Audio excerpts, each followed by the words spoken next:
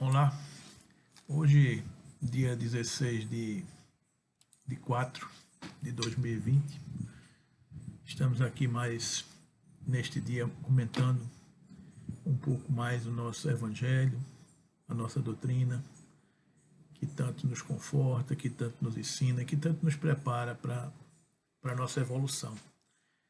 Hoje estava estudando um pouco a temática do que vamos conversar mais tarde na live que vamos fazer lá no Peixotinho, eu e o presidente André Luiz, para que versa sobre a lei divina ou lei natural. E esse é um tema que também é apropriado, como todos os ensinamentos que nos mandam, para nos esclarecer tantas informações que a gente está vendo hoje. Uma das situações que a gente está vendo hoje é a quantidade enorme de teorias, de pesquisas, a ciência que carrega diversas correntes, umas caminham para um lado, outras caminham para o outro, outras buscam encontrar solução de um medicamento, uma vacina de outro medicamento, um teste em laboratório, teste em humanos. E dessas situações, dessas circunstâncias, a gente vai vendo a humanidade bater cabeça, a humanidade muitas vezes discutir, serem criadas correntes, porque a humanidade ainda insiste em estar olhando para um lado, olhando para o outro, né? E muitas vezes esquecem de olhar para o alto. E a reflexão que a gente queria fazer nesse momento é exatamente isso. É que quando a gente estuda as leis divinas, as leis naturais, a gente observa que a gente aprende que acima de tudo e no comando de tudo existe uma inteligência suprema, uma causa primária de todas as coisas.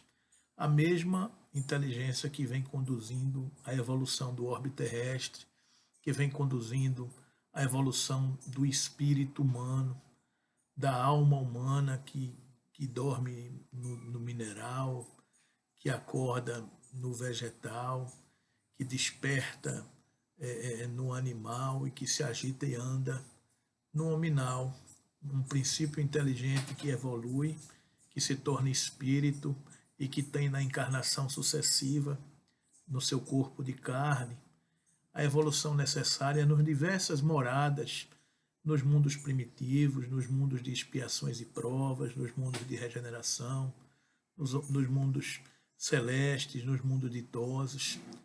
E a gente vai evoluindo enquanto orbe terrestre, a gente vai evoluindo enquanto ser escolhido por Deus para evoluir.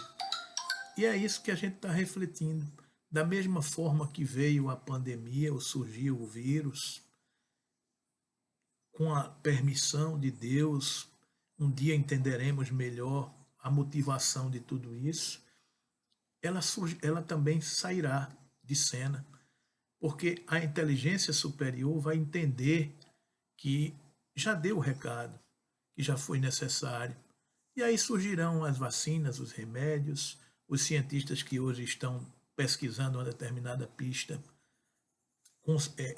concretizarão os seus estudos e a vacina e a cura surgirá tão naturalmente como veio, porque sempre foi assim na história da humanidade.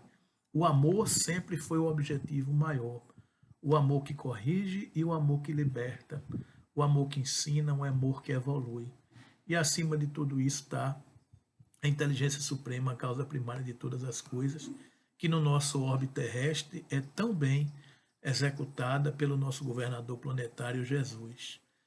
Então vai passar, meus queridos amigos e irmãos, por quê? Porque Jesus está no comando e sabe a dose do remédio que tem que ser dada para a humanidade.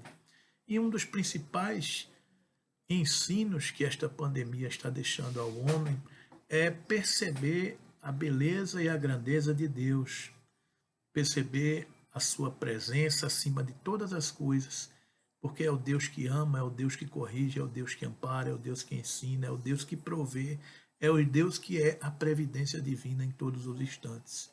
Então a gente não tem que temer nada, a gente tem que ficar muito tranquilo, porque continua na sua determinação, na sua direção.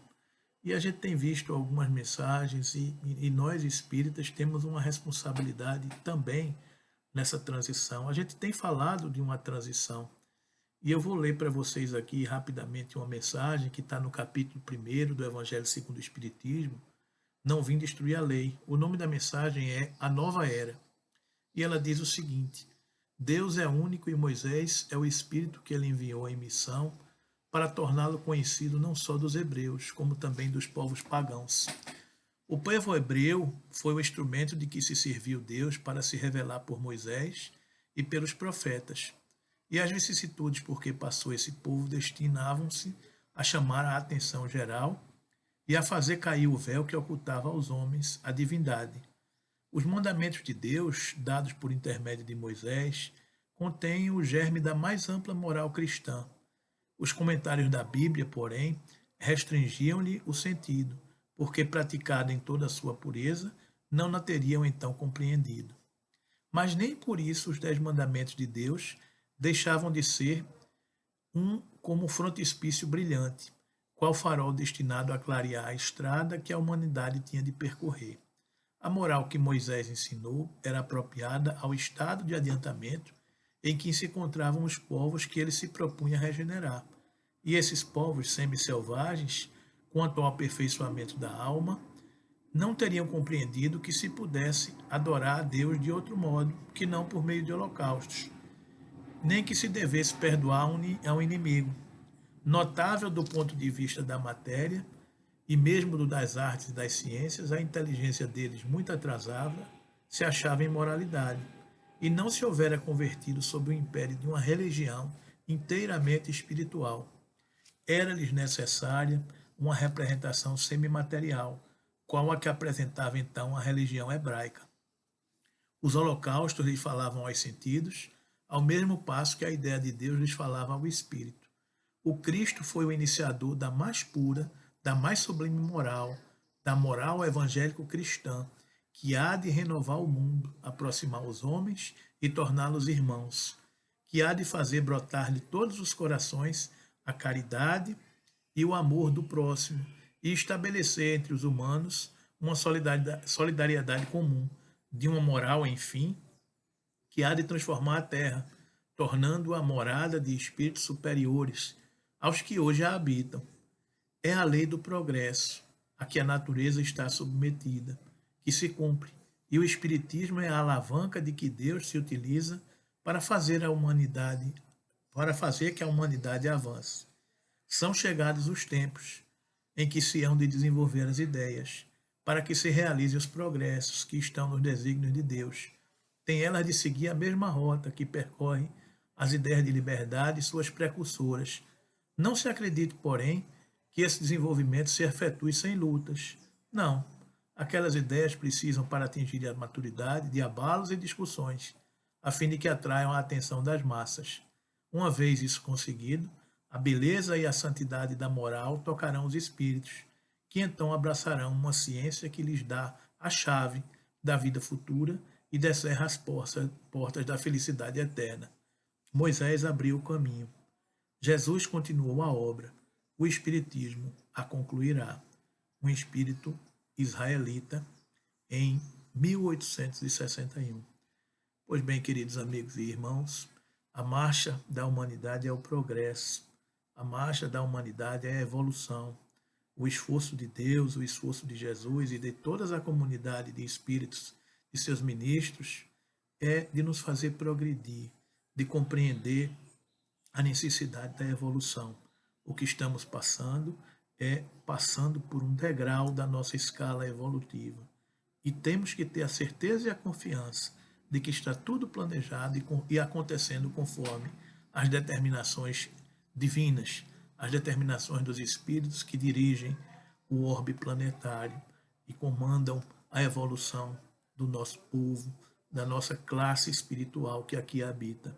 Então, que tenhamos tranquilidade e que nós, espíritas, possamos entender essa missão de sermos cristãos como os cristãos da primeira hora, testemunharmos e escolhermos Jesus nesses dias difíceis que atravessa a humanidade, A fé em Deus, a fé em Jesus, abraçar a sua causa e ter certeza de que todos nós passaremos por tudo isso, porque já temos as convicções, a capacidade de compreender tudo que está acontecendo. Daqui a pouco, o sol vai nascer mais forte, a vacina vai chegar, o remédio vai chegar, tudo vai passar, menos a vontade de Deus e o amor de Deus que está nos céus.